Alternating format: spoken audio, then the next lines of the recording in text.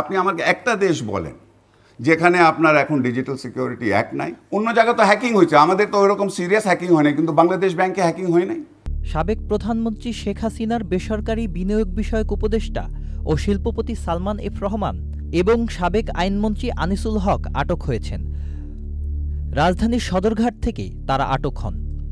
Dhaka metropolitan police commissioner Mohammad Mainul Hasan তাদের আটকের বিষয়টি চ্যানেল আইকে নিশ্চিত করে বলেন, সালমান এফ রহমান ও আনিসুল হককে রাজধানীর সদরঘাট এলাকা থেকে আটক করা হয়েছে।